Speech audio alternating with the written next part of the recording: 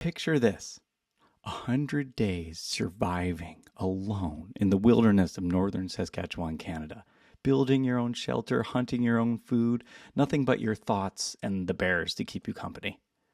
Luke was in season 10 of Alone. It's a show that's on History Channel and also on Netflix. I don't know if you've seen it, but the contestants go out literally alone into a remote wilderness area to survive on their own. And whoever lasts the longest wins $500,000. Now, Luke didn't win, but he had an incredible experience. Not only that, but he's had a lifetime of survival experiences. So he's going to sit down today and talk to us about circadian rhythms, getting back in touch with your primitive nature, what it's like to actually have to hunt for your own food and how that feels and what that can do for your brain and your mental health as well as your physical health. So he also works with kids. So he's going to talk about introducing wilderness survival to children and the potential of bringing that into like a standardized curriculum, which I think would be amazing. So thanks so much for being here. Aloha, Luke. What's up, man? Aloha, brother Bear. It's been a minute. I know. It's really good to see you. I was like so proud to see you represented in Alone. I was like so pumped to see you up there and representing Hawaii and the vibes. So that was awesome, bro. Such a great adventure, man. Once in a lifetime opportunity for sure. I bet. That seems like a crazy thing to go off and do. Like, wow. I had no idea that you had so much training in survival, like just growing up and stuff. But it was cool to learn about that. Was that one of the like more difficult experiences you've had, like being out in nature and like sort of doing your own Oh, survival? definitely not. Okay. Yeah, definitely had, it was difficult and trying, but we had a lot of gear in that situation on Alone that we were able to take, right? 10 items actually adds up to quite a bit on top of all the clothing and stuff that they take as well. So definitely well geared and prepared for the situation. And then the place was super abundant. Right. So definitely been in more difficult situations for sure.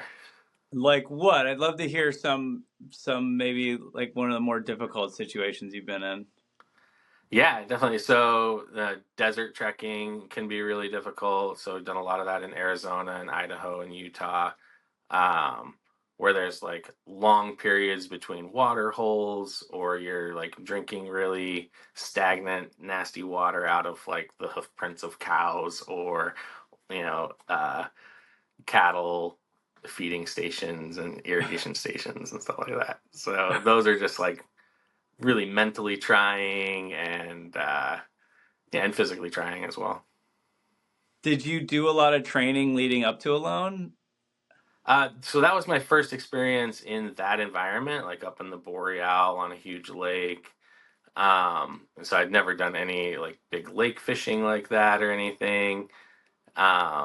But there's a lot of crossover. I spent a lot of time on the ocean in Baja and out here in Hawaii. I'm doing a lot of fishing there.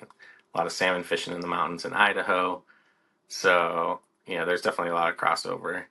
But yeah, It that was the seemed first like you time doing weren't that. having any issues like catching fish. Like it seemed like you were uh Yeah, I did some studying about that area while we were waiting around for flights and things to leave the towns. I went into gear shops and asked the local people like what lures they were using, and you know what successful spots looked like, and just got as much information from the locals as I could. And then when I got out there, I just recreated that most common lure that I saw across all the shops that people were like, "This is the one." So. oh yeah. Nice. And that seemed to work pretty well. Yeah, I could basically just spend an hour or two in the evening, like sunset time seemed to be the good fishing hours, and catch two or three and be done for the day. That was really all I could carry back from my fishing spot to my camp, because it was a little bit of a treacherous uh, hike along the cliffs there. So. Wow. That's so you've been kind of in those situations a lot in your life. I mean, you've been out just done like Yeah, I long, spent long trips? 7 years or so working for the Anasazi Foundation, Core Discovery, Walkabout, a bunch of different wilderness treatment programs that take troubled youth and adults into the wilderness for 40 to 60 days at a time to give them that Wow. an alone-like experience, and have those trial by natures and overcome those things, and lots of reflection time and just as a therapy. So. That's pretty cool. Is there like any like stories that really stand out for you and during that time with Anasazi that you want to share or Yeah, moment? there's a theme that happened in those programs like over and over and over again. So there's a lot of stories that apply to this, but um, just watching hearts change and mindsets change Yeah. uh, through just a really short period of time for how much personal growth and development happens. So usually, like with adolescent teens that come out, um, they've been like abducted from home or taken out of school or whatever to show up there, and they're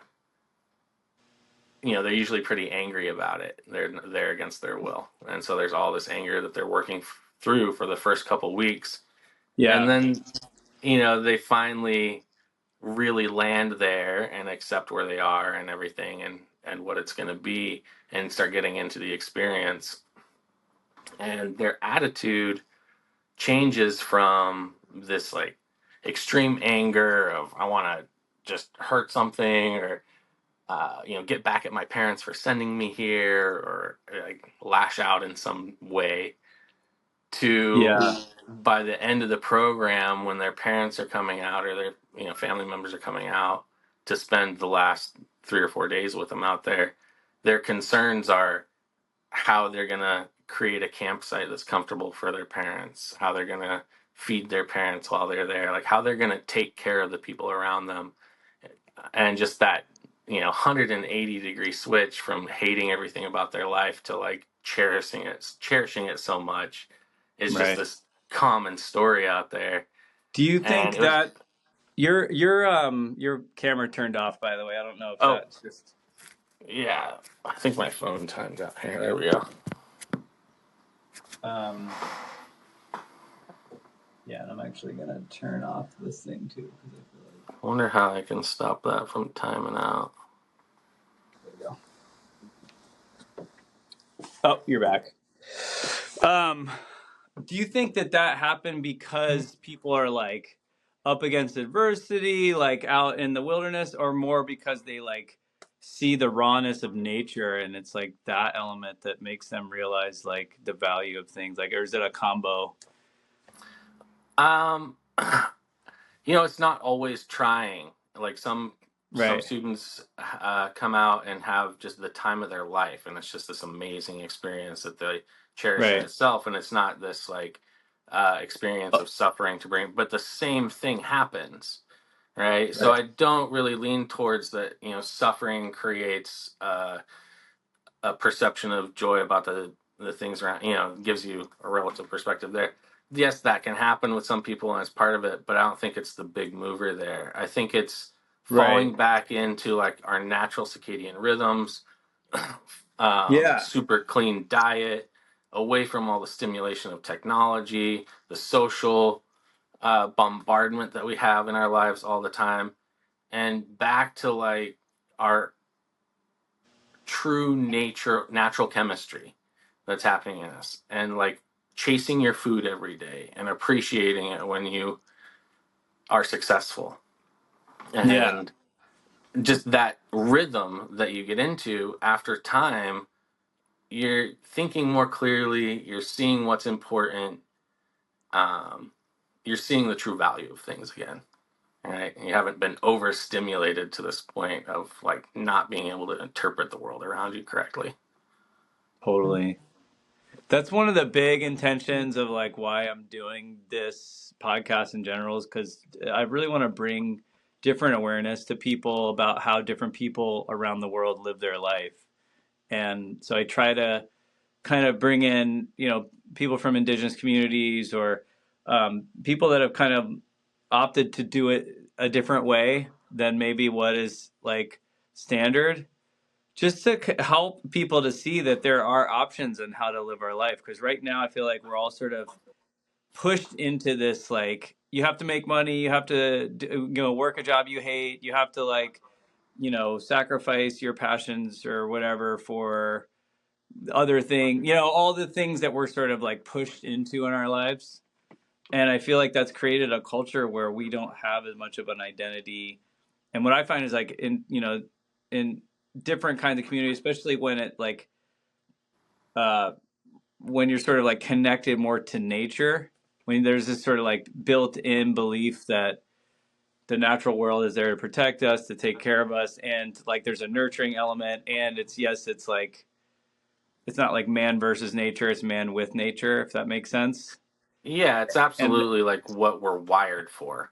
yeah, We've been doing that a lot longer than we've been doing what we are doing now, right? And right, so our chemistry that we get from success in that situation versus this like virtual success, say, of like having likes on something, or we're totally wired for catching a fish, or for eating a meal over a fire, or for sitting out a rainstorm in our dry shelter, and those successes give us so much more gratitude than this artificial stuff that we've created. right, right. And you see that, like, when, just even with my kids, like if I build a fire or something, and they just like, it's just there's an automatic thing that happens when like your kid first sees a campfire, that is just, it's like almost built into your DNA. Like they just, you know what I mean? And it was like it's like the original television, or something. Yeah, absolutely. And Yeah. same with like I try to get my kids to, like, really learn about the stars, or study like the way trees work, or and there's always this, like, I feel like there's a knowing that we're sort of built in with about it, connecting to Yeah. the world. Well, it's incredible how much, I don't know what you want to call it, but like ancestral memory or genetic memory that we really do have. Um, One of my great friends and mentors, David Holliday, teaches a class called ABBA 101 at a lot of primitive skills gatherings and everything. And it just emphasizes throughout the whole class, nobody can speak, right? So we're taking it back all the way to like as primitive as we can conceive of man operating. We take away all their tools, take away their clothes, nobody can speak. And then the instructor, David Holliday, sets them out on a journey, right? He speaks to them, of course, sets them out on a journey, but they have to communicate with each other through just body language and grunts and pointing, and accomplish all these tasks with no tools and so on. And it's incredible what people come up with on their own without instruction is what we did in that era of time through archaeological study. Like, we remember it, we know it. Yeah, right. It's not something that we have to relearn.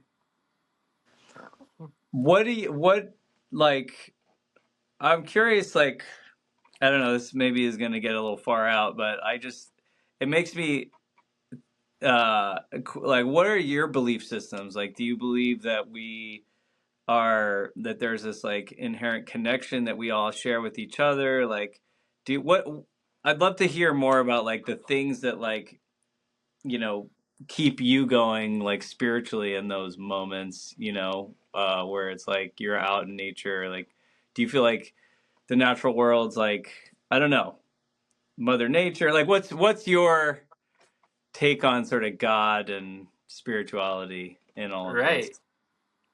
Well, I've definitely been working with the kids a lot here in Maui, at a great outdoor program here.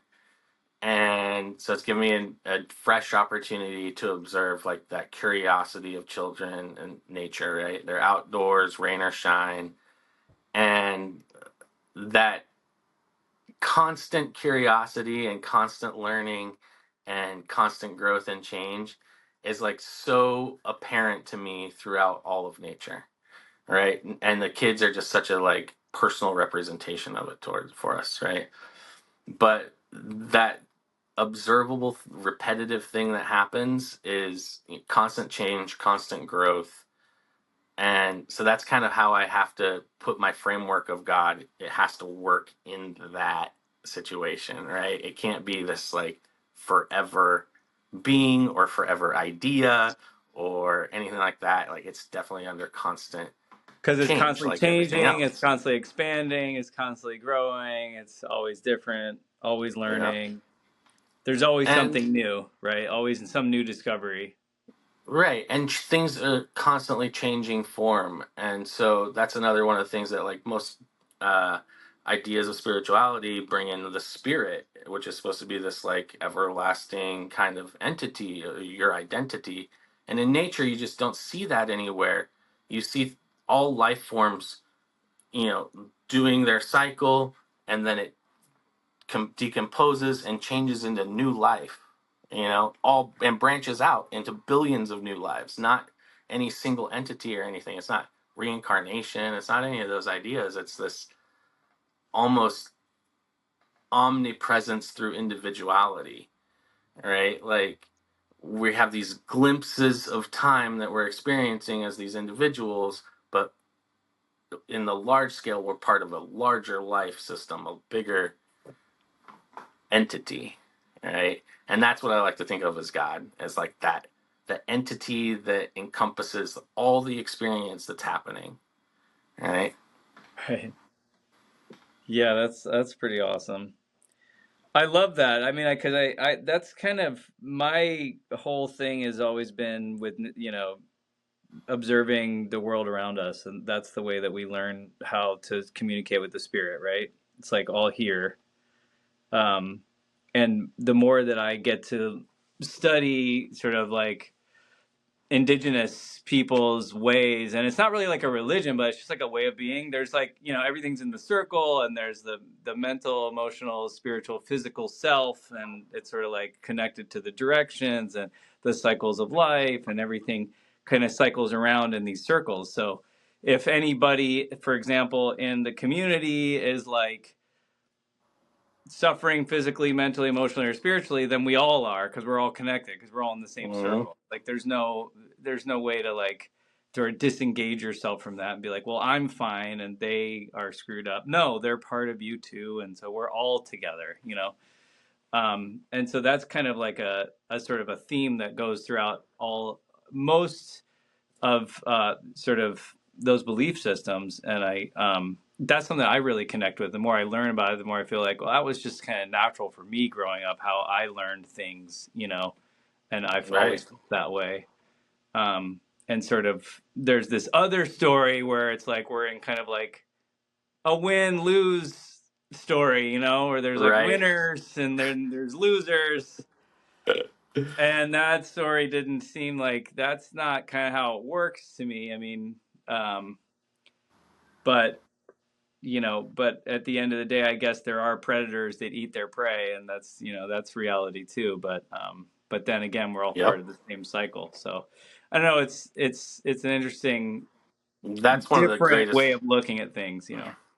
one of the greatest parts of the wilderness experience is chasing your dinner, right? Is like getting connected with your food source again in a Yeah. way that it really makes you contemplate a lot of those things and digest them. Like, okay, wow, I'm like killing this whole other experience that's happening. It's just gone, it's ended. And it's, feeding this experience that I'm having. And the the reverence and the appreciation that happens when you actually chase it down and bring it to your table, like, is so different than going to the store or the restaurant or Right. even having mom cook you a great meal. It's like Right. Right. Right. it's a whole other level of inward looking and contemplation that happens with every um, And it's, I satisfying, mean, it's nourishing bite, right? And it's like, I mean, they talk about like also health wise that, that's the kind of thing that we're missing, is like that being really hungry and then like having to actively go get your meal, like just using your body and like physically because we're in this sort of Yeah. sedentary existence where you're sitting a lot, and then it's like we don't have to hunt, and you just like go to the fridge and you get your thing, and it's like Yeah, you can just like be bored and eat. Um, yeah, it's wild how we live and how luxurious it is. But yeah, the one meal a day, chase your dinner, and how it turns on other parts of your brain and how healthy that is for just your cognitive everything. It it's amazing. We are meant to be hungry, right? Like we optimize when we're hungry. Um, for reasons, right? yeah, I mean, That's we how. have to problem solve, we have to survive, we have to figure out how we're going to eat, right? So it's Yeah. like I'm going to get really good at this. And I mean, clearly we did as a species get super good at like figuring the food thing out, because now we just like have an overwhelming amount of it. But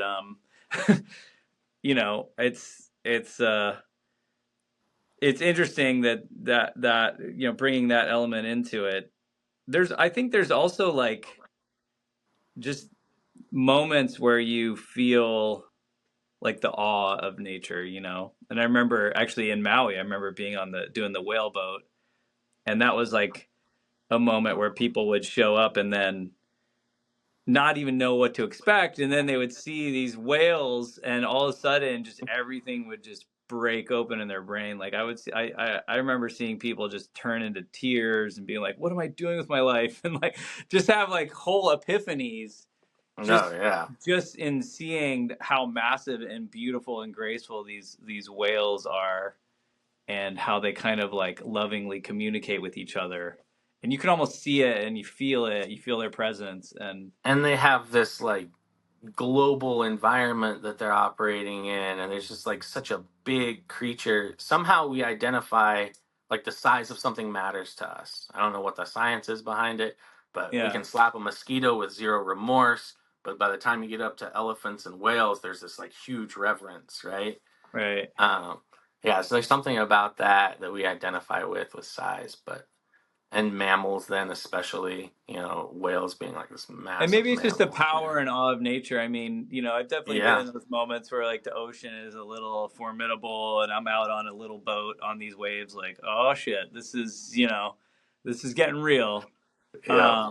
And I've had those moments where the windstorm kicks up, or you're in a sandstorm, and it's like, yeah, dude, there's nothing you're going to do to not have sand in every crevice of your body in that moment. And when you kind of confront those moments, there's a sort of awe of nature too that is like, all right, there's not much you're going to be able to do when a tidal wave comes or whatever, in that moment, Right. You're you know. experiencing your raw planet, that we're Right. on instead of the box that we've created on top of it. Yeah, and I think that's helpful to people too, to like shake your awareness that, like, for people that are maybe struggling, or like you said in the program, people that have kind of gone through hardship in their life and looking for some other change, just to like experience that, like go on a whale boat, see the Grand Canyon, whatever Mm-hmm. giant natural awe inspiring experience, I think, right? Yeah, I mean, so much grew out of just that awe. It wasn't just our, need for better tools and more food and progression that we've done that. Like art, most of religion, Right. everything is like grown out of that awe of nature that we have, and kids have it like the Yeah. best, because they have the awe of everything. But Right. um, Right. yeah, staying in that awe is powerful. That's the key. So tell me more about this school. That is it something that you are a founder of, or is it like Nope. you're My son Osiris is a student there. It's a homeschool enrichment program. okay? So there's about 40 kids ranging from like 5 to 13, I think. And yeah, they go to a different place on the island every single day. And so we have to truck them around a little bit, but they go to amazing, beautiful places to experience nature. They have awesome teachers that are well versed in all the Hawaiiana and history of this place and what the Hawaiian connection to everything is. And yeah, he's just getting to absorb a beautiful spot every day in a really playful environment. And we love it. So I teach primitive skills there 2 days a week, and yeah, love all those kids. They're super inquisitive and What super kinds of things capable. do you teach in primitive skills, like how Yeah, a to lot of hunt? knife skills, Okay. traps, fire, how to cook on a fire, Yeah. shelter, because they're out there rain or shine. So in winter, especially up in the Makawao Forest area and Oh, right, certain right. places, it's like usually rainy. So we're doing a It big gets shelter rainy a lot. project. Yeah. Yeah, and so they're learning lots of knots and yeah, all kinds of fun stuff. Everything it takes to just be out there every day. Yeah. Yeah. That sounds awesome, dude. I wonder why, that is not, it's not even remotely part of any education system right now, Right. like I think this that is not something that is taught. right. Well, I think our standard education system is great. It's just a little bit out of order, like that early childhood development where we're pushing reading and basic math and all that stuff as like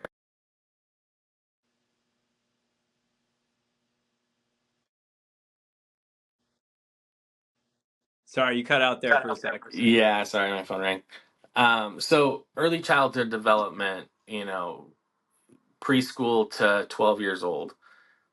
When we're trying to push academia down these kids' throats and making them sit in a desk in a room and like follow a schedule and all these things, it's just like you're crushing the curiosity like era of Right, their life, right? Like that's right, when they need to be learning things on their own, self-guided education, and just put them in situations that are going to spark their curiosity about anything. It doesn't matter then. And naturally, they're going to learn basic math. They're going to learn how to read. Like right, right, right. if you spark their curious mind, right? Then they're going to Yeah, want to know more. They're going to need those skills, and they're going to go after it on their own. And they do, yeah. right? But There's then, there's actually a really cool movie right now out called Radical, which we just saw in the theater, and it's about this teacher in like kind of south of Brownsville, Texas, in Mexico. There was like some really impoverished schools that were like in the ghetto or whatever, just struggling. And it was about this kind of science teacher who came in, and exactly what you're saying. He was like, "Well, how do boats float?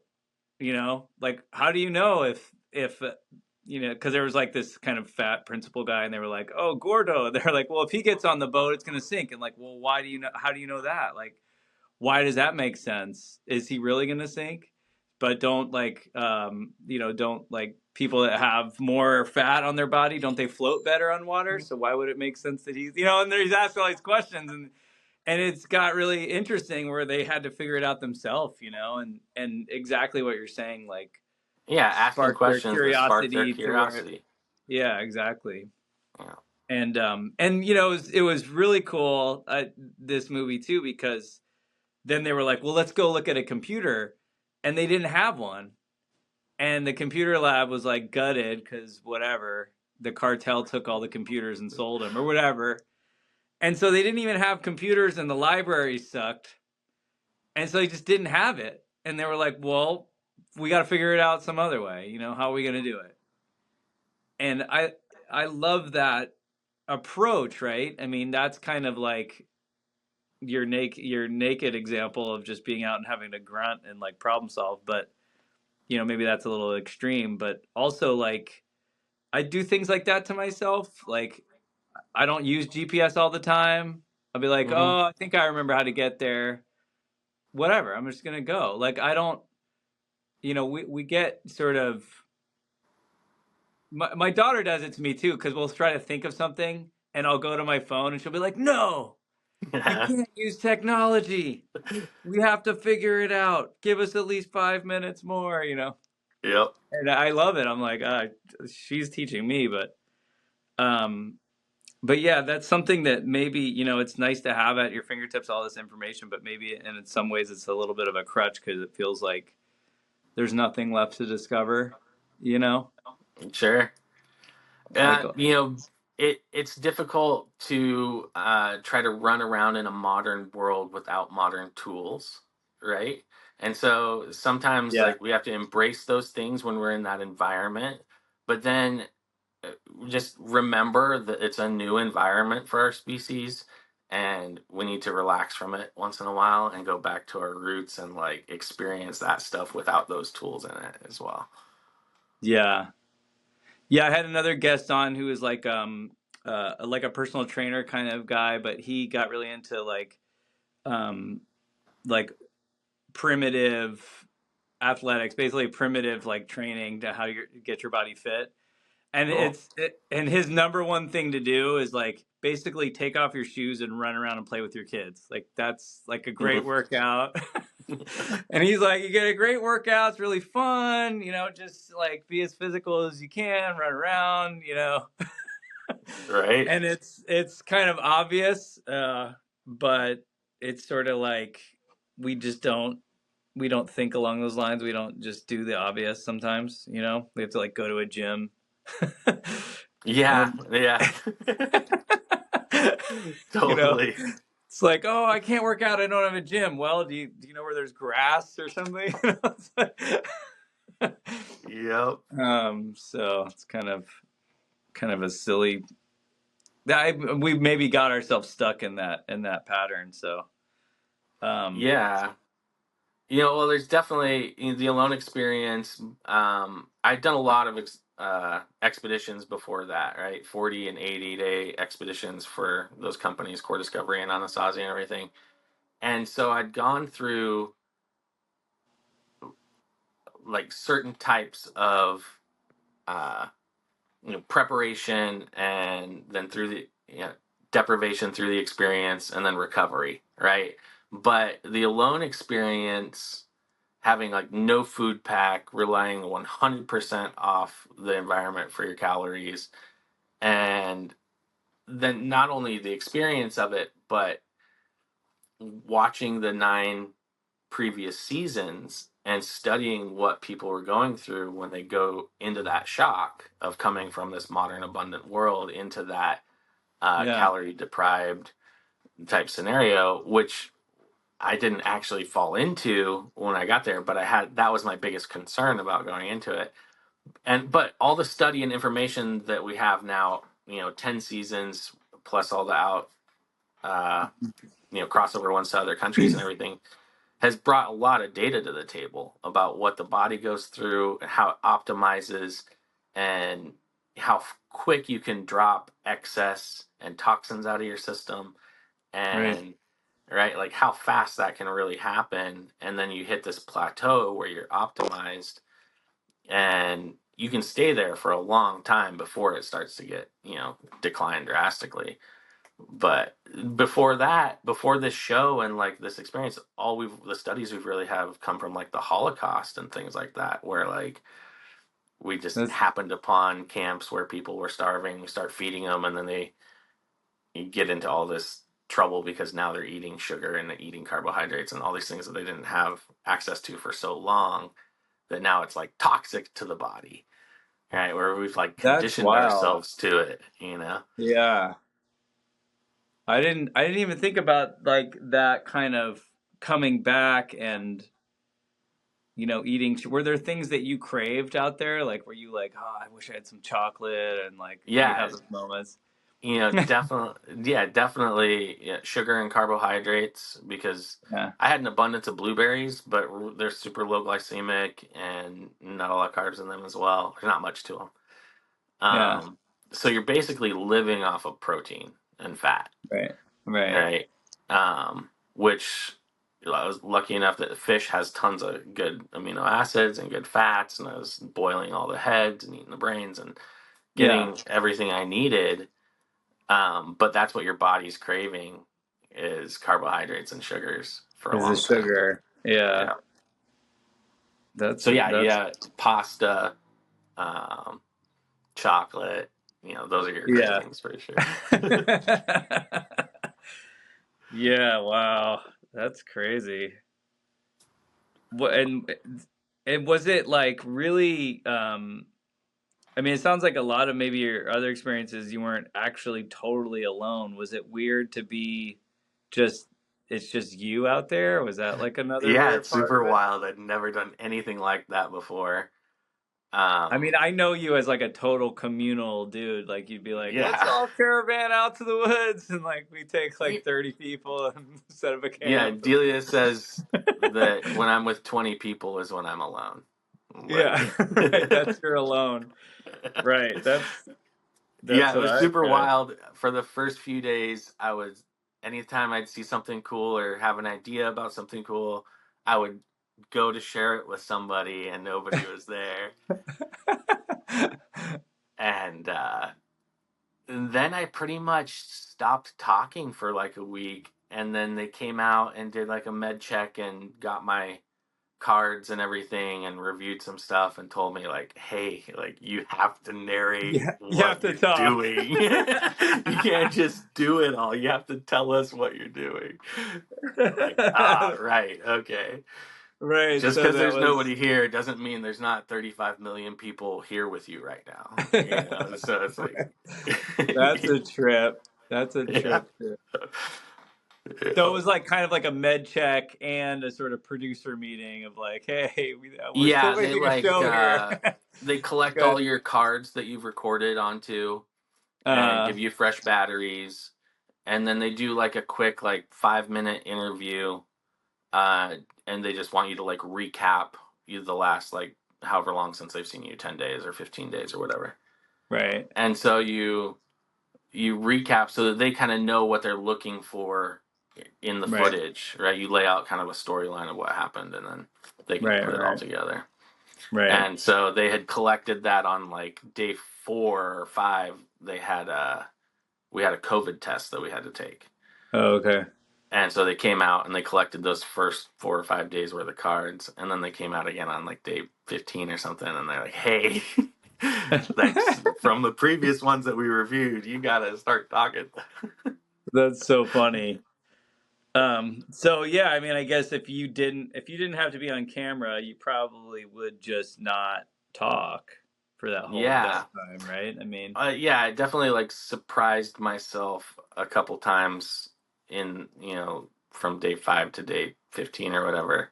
I'd be like, wow. And when I'd see something great, and hearing my own voice was strange. So it was like, it's weird, it's right? weird. And you're like, Did you feel like your mind kind of got really like less chatty too? Like, or did you feel like your mind was like a little out of control, like all over the place, or were you just no, it's really great environment for deep meditation and like losing all of that chatter. You're just yeah, sitting picking blueberries, or you're throwing your hand line, you're just or being you're in the mending moment? your gill net, and Yeah, that's what's happening. yeah. Yeah, it's really conducive to that for sure. To like total 100% like situational awareness. Yeah, Um, which was actually at certain points exhausting in itself, right? Like I noticed a few evenings and during the day too, picking blueberries, which was I'd spent a lot of hours picking blueberries, and it's a deep meditation that you get into when you're just like head down doing your thing, but your ears and your senses are totally aware of what's around you, because blueberries right, mean bears, right, right? And that's a great opportunity. I know that they're doing the same thing I'm doing this time of year, and right, getting one of those is a win. So you're just 100% open to that opportunity all the time, and trying to be as aware as you can of this super stealthy creature that you're in their home turf. They're probably right, going to notice you before you notice them, and then you've missed your opportunity. Yeah, and so you're just like hyper vigilant in that aware state, which can be right. exhausting too. There's a few nights I was like, I gotta turn this off because I need to get some really good sleep, Yeah. and not be Because you're just so aware. constantly like making sure all your peripherals open and you're Hmm. scanning everything, see any sort of forms of life just popping up around wherever, right? Yeah, you like naturally tune in to the same thing that the any other uh, prey animal is or tuning into, right? When you're the predator, they're looking for the same thing. They're smelling, listening, and looking for movement, right? 'Cause Right. everything's so incredibly camouflaged to its environment. You're not going to see it unless it moves, and you're most likely going to hear it or smell it before you see it. Yeah. Right. So. Were you did you feel a little bummed about how things turned out with like getting sick out there and stuff? I mean, Oh, for you know, sure, man. yeah, I think about it a lot. It was definitely a really low moment. Um, if they're trying to deal with my really messy sleeping bag and still having extreme diarrhea and a fever, I was just like going through a lot.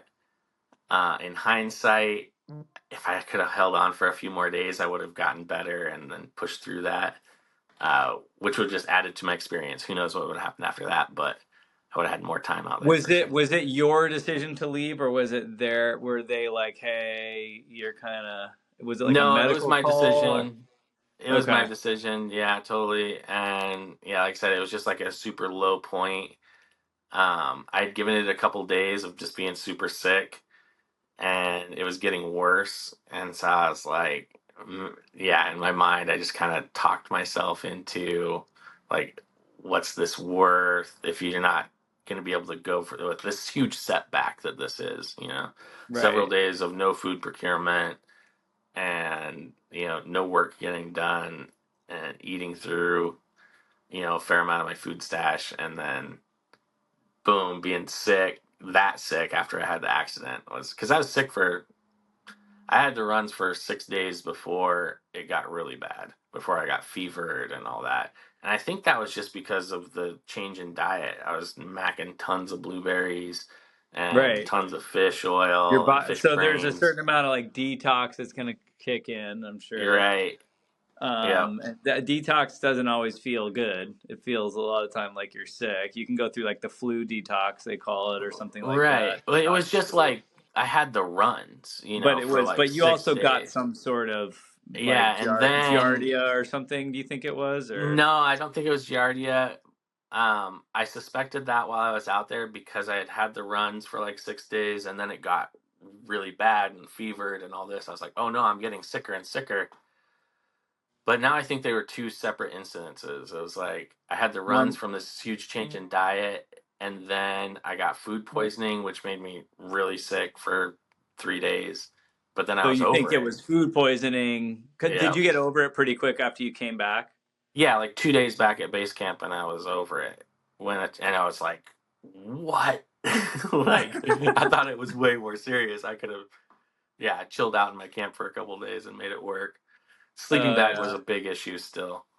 because Um, you would have to clean it all and dry it all and all that shit. But you could have which I figured it did out. back at base camp, and it was quite a chore. And I've racked my brain how I would have accomplished that out there. And I don't know, it would have been Yeah, pretty. It was definitely going to add some suffering to my experience having to deal with that sleeping bag for the rest of it, for sure. yeah. Oh my gosh, that's crazy, man. But I Yeah, I was felt super I was accomplished like in bummed for you my because whole you scenario had out the there. nice house all built out there, and it looked like you had like the chimney and everything, the underground. I mean, that seemed like the way to go. I didn't see anybody else digging in like I got to that. tell you that story, Bear. So, okay, we get to this place. They're like, you can bring 10 items, right? And here's a general area of where we're going, but we're not going to tell you exactly where. And so I'm studying that area, and it's like rock with moss and trees on top. There's like no dirt to most of these islands out there. It's just rock, Whoa. right? And so they're like, you can bring like 14 or 15 items to base camp and then narrow it down once you get there. So I bring the shovel as one of my items to base camp, and we're visiting all these little islands around the lodge, and they're introducing us to the territory. And only one of these spots that we go to has any type of like sand or dirt or beach or anything to it, right? The Yeah. rest are just these rock mounds with trees growing out of them. Just Right. horrible spots with like a 2 foot thick layer of moss on top of the rocks. Right? So it feels like you're on the ground, but you're not. And But there's Crazy. blueberries growing out of the moss, right? Crazy. It's the wildest terrain. And so I'm like, we're all lined up. We're playing this game that puts us in a line to select our locations that we go to. And we walk up to this plate of cookies and select a cookie with a stick in it, and it has the name of your location. So it takes like Okay. an hour and a half to play this game, this like Viking.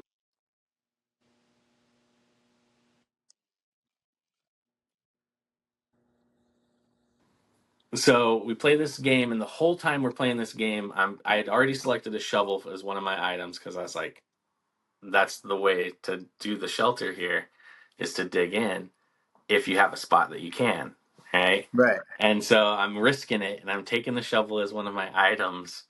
And the whole time we're playing this game, I'm chanting out loud and in deep meditation, saying "beach, beach, beach," like the whole time. And everybody around me's like, "What are you doing, dude?" Like, and I was like, "I'm doing my thing. I'm gonna get a beach." They're like, "All right, go for it." So I end up in the line. There's 10 of us, and the game that we played like put us in the order in the line of when we can go select our cookie. So Right. I'm like near the end of it, and I walk up and I grab my cookie, I pull it out, and it says Bear Paw Beach. And I was like, dude, everybody was just like, what in the world? Like it called in exactly what I wanted. I wanted bear sign and I wanted a beach. Like, That's awesome. I was like, that's how you're gonna win That's this game, awesome. is digging in and getting a bear. So That's that was my classic. plan. Oh yeah, that was the key, the bear and the dig in. But Yeah. you did have a bear there, but you didn't. You obviously realized it was like a mother and cub, and I guess Yeah, it that's a ended little. up being so on day 3 I saw a big bear. I think it was this same sow that I saw on day Yeah. 21. Um, but the cubs weren't with her, and they were like yearling cubs that were like, I'm assuming they were like off and on with her, like just weaning away from her that winter. Okay. Because they weren't like little cubs, right? They were like a Right. year Right. old. But yeah, if they're a company, if they're together, then you can't hunt any of them, right? But if it's If there's a mother with cubs, you you can't can't go hunt after. them, yeah, of Yeah. any age, right? Right. Right. Um, and so hunted her on day 3, but she Yeah. saw me. I Yeah. was winded right, and I came in from the right direction, and everything, but I must have made some sound, and she saw me. So then I had to take a pretty long shot, Yeah. like 45 yards or something, too far. Yeah. Um, but then, yeah, day 21, she came back as I was hiking back out to the beach, and she didn't see me. I was able to get a lot closer, but I was super fevered. I was like, it was super cold out, and I was just sweating, like just Yeah. You were just a mess. drenched. I was a mess, bro. I was super fevered, and Yeah. I had shit the sleeping bag the night before, and then they Yeah. didn't show it, thankfully, but I had another accident that day. Yeah. And so I was just like down to like my long johns and sweating and hunting bears. Oh my God. But I figured, That's the shoot, man, if I stick an arrow in this bear, then I'll wait this out and yeah. go for it. I'll use the bear rug instead of my sleeping bag. Right, right. You feel like living in a bear. Oh man, that's crazy. Um, so what did you like? Do you still have like connections with all the other contestants and stuff? You guys still like Oh, chat yeah. and that kind of thing? Yeah, so there's a couple chat groups. There's like one that's just the 10 of us from season 10, and then there's a bigger one that's I think like 100 of us from all the seasons now. And Wow, that's yeah, so cool. there's daily interaction with all those cats. A bunch of really cool people. ITV America did a great job like sourcing a bunch of really unique individuals for sure. I love it. I love it. Yeah. Yeah. Is your uh so you mentioned your dad a lot in the show, and so growing up, did you learn a lot of this stuff like just from childhood or? Yeah, so my dad was an anthropologist and started the Anasazi Foundation in Arizona, taught at Brigham Young University. So my whole life growing up, he was teaching people these skills, right? Yeah. And so I have just observed a lot of that and got put on the spot a lot by him in classes and things to demonstrate skills and Oh all, wow. yeah, just growing up, absorbed it. When did you first like shoot a bow and stuff like that? Young. Really young. So my dad started the Rabbit Stick Rendezvous, which is a big primitive skills gathering in Idaho that happens every September.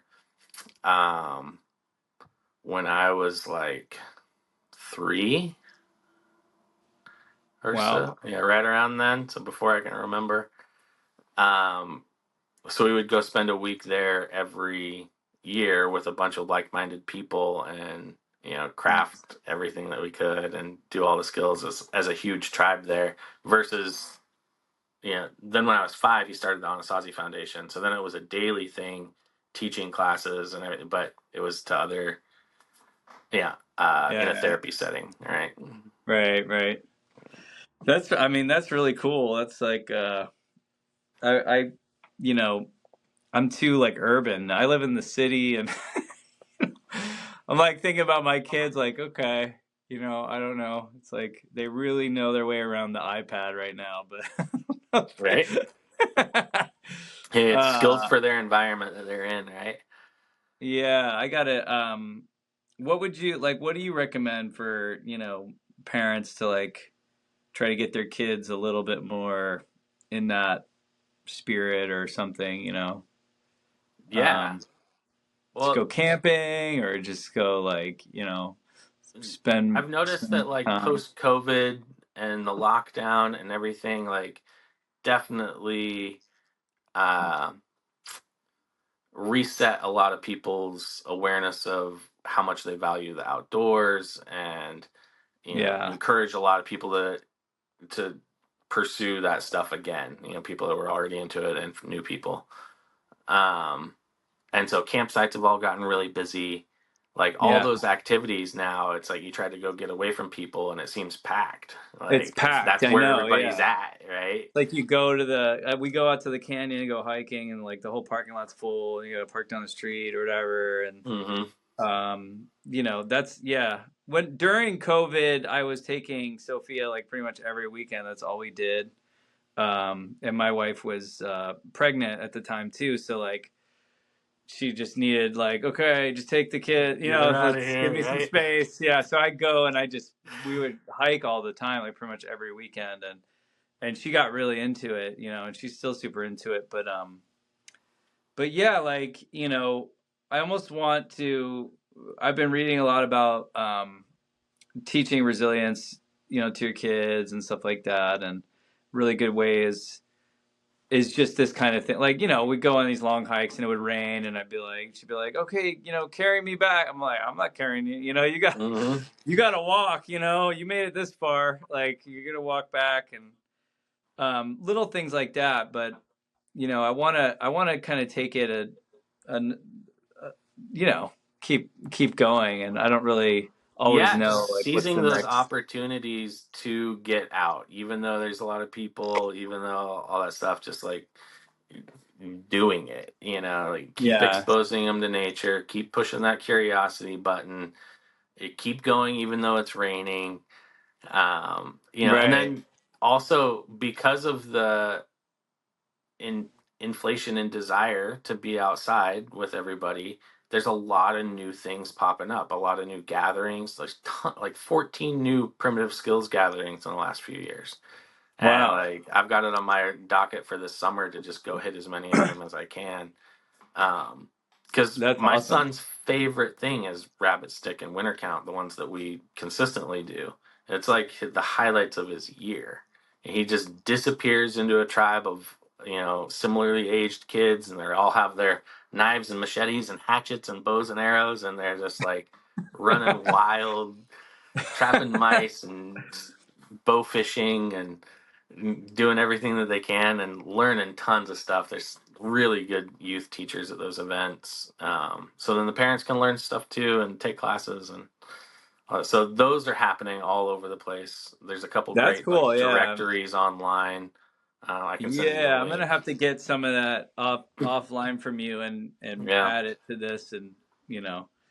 But yeah, that's the kind of stuff I'd love to like share with people more, and I want to go to do something like that with my daughter. I think my youngest, I don't know if she could do it, but maybe I'll just throw her into it. Whatever, she'll figure it out. Yeah, you'd be She hates surprised, bugs man. right now, so she's like, she freaks out when she doesn't have shoes and her feet get muddy. You know, so she's like she's kind of You'd be really surprised when there's a big group of kids that are fully into it and right. mudded from head to toe, and um, Yeah, just once they see the bliss that others are having with it, it changes pretty yeah, quickly. Yeah. yeah. That's really cool. Well, thanks so much, man. Thanks for like what you're doing and being here and sharing with everyone some Yeah, of the of course. stories, some of the behind the scenes from Alone, Right? and Yeah, uh, great that's adventure. Glad I could go do that. It was a yeah, great reset for me, and yeah, definitely was yeah. missing it this fall. I was like September rolled around. I was like, man, I should be going doing something like that again every year. Like, Go out, it's do some sort of backcountry, or yeah, you know, and just that solid alone time and right? deep meditation and reset for sure. Yeah, yeah. I've been meaning to do that. Just like go out into the woods and eat some mushrooms and just disappear Totally. for Yeah, it's a day or it's two. I mean, so similar to that, man, and like would actually go really well together, actually, in an experience for sure. right. Because Yeah, that kind of helps to get you into that state of mind, but I'm sure just being out there for like 21 days is going to get you in that same state of mind. it it does, but I think they pair really well, and I think they paired really well for our ancestors too. Right. That we're living in that uh, directly influenced by nature situation day to day, and then opening up all those neural pathways to absorb that information, because that was the first science, was just nature observation, and Right. um, you know and it's all, and then religion somehow grew out of that, but yeah, Yeah, I it's was definitely been just influential for us. yeah, I've just been like this has been kind of a theme that's been coming up lately. It's probably because I'm really curious about this. But I just was started this book that's called The Origins of Satan. It sounds Wow. pretty intense, but No, that's cool. it's really like about the way it's actually about how we give like animism to invisible realities that we kind of imagine up. And it's Sure. really interesting about like how, when people die, for example, around us, or you experience like something really intense, that we sort of imagine, maybe this person is still with us, right? Like someone you love Hmm. very dearly, they die, and you imagine they're still there with you. So there's like this invisible sort of entity that you give to that experience, just to like explain, or like, when you have some kind of ESP, or you have these moments where you're like, oh, already knew that, or you read someone's mind or something comes up, you know what I mean? Those kind of like synchronicities, that there's this sort of like invisible entity that we attribute to that. And that's why a lot of like paganism, or like if you go back in Greek and Roman, they had all these different gods, and it was almost Hmm. like all their different explanations of the various phenomenon, like how things grow magically out of Right, the they just seed, or how personified it. things, Right. yeah, they started to like create these names for these invisible entities that were sort of responsible for making Hmm. things grow, or creating love and relationship, or whatever, all these things. And so that's, you know when sort of Christianity came on, and these other sort of monotheistic religions were saying, well, there's just one big God, and then there's all these angels, and everything else is just like bullshit. That's There's basically only what one that imaginary thing, actually. right. And then so that right, so it's just like we put it all into one big imaginary thing, and then it's like all the other things that you're like worshiping, or like, the elements, or like, pagan ritual, whatever. That all became like versions of God or versions of the devil, like because Uh-huh. that's just, no, that's all the devil, and there's only one God, kind of thing. And anyway, so it's been really interesting to me that, the way that we kind of created that reality. But I don't really feel like that's really what it is, right? Like the Yeah, in religion nature, for there's not me, really a devil, and even in those old sort of original like Roman god and stuff, there wasn't really like, and there may be sort of dark energies, but it wasn't like, uh-huh. Well, so I the don't know. devil just religion represents government, right? So, or they're the same thing. It's a form of government. It's like, how do Right. you influence a whole bunch of people and get them on the same page so they're operating under the same rules, right? And so the devil is prison, right? It's the same thing. It's just It's just a way before to influence, a before way you to could control enforce it people. physically. Now you could just Yeah. mentally enforce it on people and saying it's going to happen in the afterlife, Right. There's right? the But it got afterlife, everybody on and the then same but page. but then I like this idea of like there's this Hades, or you go into the underworld to like have to like deal with these, sort of treacherous difficulties, and to Mm, me that sort of makes a little more sense. It's like, yeah, okay, it gets tough. Go deep down into a cave and see how dark it is in there. It's pretty intense to be in an actual cave where no light gets to. It's the kind of darkness you've never experienced in your life. When you turn off that flashlight, we were yep. actually down all the way down in Jupiter Cave, which is this insanely long lava tunnel in Mount Shasta, and we were like a mile back in there, and it was me and two other guys, and two of the guys' flashlights went out, and we just had this one flashlight, and it was like almost going out. It was probably one of the most scary things in my life, because we didn't Yeah. even have like, we were like, dude, how are we even gonna get out of here? Like, you can't even see anything when the light goes out.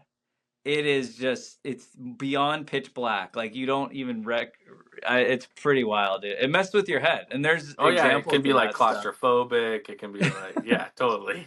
But yeah, so like I can see that kind of thing in nature, like the treacherous darkness, the deep underground, like going through Hades, like all that makes sense. Yeah, But when suddenly it becomes like evil, or there's this concept of like it's out to get you, yeah, it's or malice, right? yeah, it's malice. Yeah, I don't know where that is in Yeah. nature as much. It's like I, it can seem that way. Like nature is brutal, it's right? brutal. Brutal.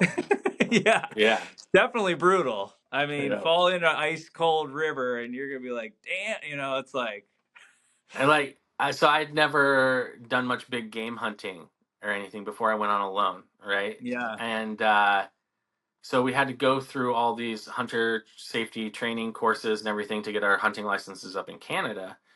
And there was like so much emphasis on like having an ethical kill and like um putting the animal down as quickly as possible and with as little pain, right? yeah, And I'm thinking about it, and I was like, man, like I get that in a modern time when you're like hunting for recreational purposes and or even if you're filling your freezer, it's not something that you need, right? And so you should only take those ethical shots that right, right, produce the least amount of suffering. Yes. But then we're also learning about the statistics on how many moose die just overwintering to the wolves because the snow gets so deep that the moose can't walk around and the wolves can just come and eat them. And the wolves come in and they eat the kidneys and the liver and like all the high fat parts, and then they leave the rest of it and go to the next moose, right? And they just slaughter moose after moose after moose. And so a whoa, huge portion of the population dies every winter, regardless of how many people hunt them, right? And so I'm like thinking about this. I'm like, what is worse, like being eaten alive by a moose, by a right? wolf. Or by a wolf? Yeah, a moose, for a moose to be eaten alive by a wolf, or to get stuck one lunged instead of two, or to get gut shot by an arrow and Yeah, go lay yeah. down and die peacefully. Like I'm like, I don't know about this ethical kill mandatory perspective, right? Like Yeah, when nature is just not that way. And I'm in a very natural situation right now. I'm like yeah, literally hunting for my food every day, right? And so I took some internet slack for sure, like taking those long shots at that bear after it saw yeah, me. Um, which totally for a modern hunter is like an unethical thing to do, like absolutely. But my perspective is in a survival situation, which is what I was in. If you get yeah, an arrow in that bear, it's gonna die eventually, and you're gonna, as long as you can find it, then you're in the yeah, good, because it didn't get mauled to death by another bear and die of 1,000 cuts. It didn't yeah, starve to death over the winter. It didn't, that thing's gonna die a gruesome death. Period. Like nature's brutal. yeah. Like, there's Right. no Like happy it's death for a bear. right. There's no like real ethical death out there for like these wild animals. I Right. totally get that. Yeah. Yeah. No, but I could see why. I could see why also it's like, in that moment you're like whatever it takes. But then it's also like, yeah, are you observing the ethical standards? I wonder. I always benchmark that stuff with like the indigenous people of the area, like how do they operate? I don't know, because it's Sure. like they're the ones that maybe have been doing it for the longest, so it's like, Right. And we kind of romanticize Native right, Americans' approach and way of life as well. Whereas, right. Because I imagine there's a certain amount of brutality in the way that they deal with it, and because yeah, it's a pretty harsh absolutely. environment up there. It's like not like they're Well, the gonna, few canyon lands that run across like the plains uh, region of the U.S. that were covered with buffalo or whatever, a great example. Like the amount of buffalo that were just herded off the cliffs to harvest them. It was insanely wasteful, but it was efficient. It didn't take a lot of calories to do it, so that was for the people that had canyon lands in their area. That was their method. They didn't use bows and arrows to hunt the buffalo. They herded they them off herded them cliffs, off of cliffs. Yeah. right? And so we do romanticize it a lot. Right, When like that's pretty brutal to like push it's like pushing a dude off of a cliff like to get him, that's pretty rough. Right, or just herding hundreds of them off a cliff, and Hundreds of then them just to eat like three of consuming them. dozens of them. Yeah. It's just like incredibly wasteful, um, but incredibly efficient. And Right. when the population and the food supply are in balance, then Right, right. you know, um, So it's just a product of that environment, and also, what kind of worked, and maybe how they did their prayers around it, because I'm sure that there was a certain amount of like, okay, we're letting this amount go to like to nature, and this is how it works, and this is the cycles of yeah, life and all these things. It's but it's just we do romanticize it because we don't live that close to nature anymore. I mean, it was very obvious to do it that way for them because they were just right there. It was like right. in it. There was no Hmm. other option. It was like either I Well, do and we're this or also DoorDash or whatever. we are so incredibly disconnected from our food supply, having like Right. grain raised beef that goes to the slaughterhouse, that goes to the restaurant, that gets cooked for you. Like we're so disconnected from the whole thing that like that's all super brutal as well, right? We're Right. basically like force feeding these animals into obesity. Like if we didn't slaughter them when we did, they would only have a couple years left to live anyways. It's not like it's a natural cow anymore. Right. It's like Right. we've Right. tortured them their entire life, you know, Right. into this situation. So I mean, It's yeah, I mean, being a farmer, having an experience as a farmer, and then I worked on a chicken farm, and so I like we slaughtered the chickens like, you know every 2 weeks we'd do this big slaughter, and so I was like right in there. I mean, I've been hmm, there and seen that all firsthand. Did it, raised them from little chicklings and whatever, did the whole thing. But and yeah, and it really, it's true. Like people don't necessarily connect to that in their minds, or like people are like, well, I'll never kill anything, but I'll take that steak, Right. or whatever, or even, any of it. Well, for a lot of But people, the beginning of our life, we have no idea what the source of food is, other than the right, menu or the grocery store. right. Like it doesn't, like, little kids don't know that They meat don't comes even, from animals and vegetables. You know yeah, what I mean?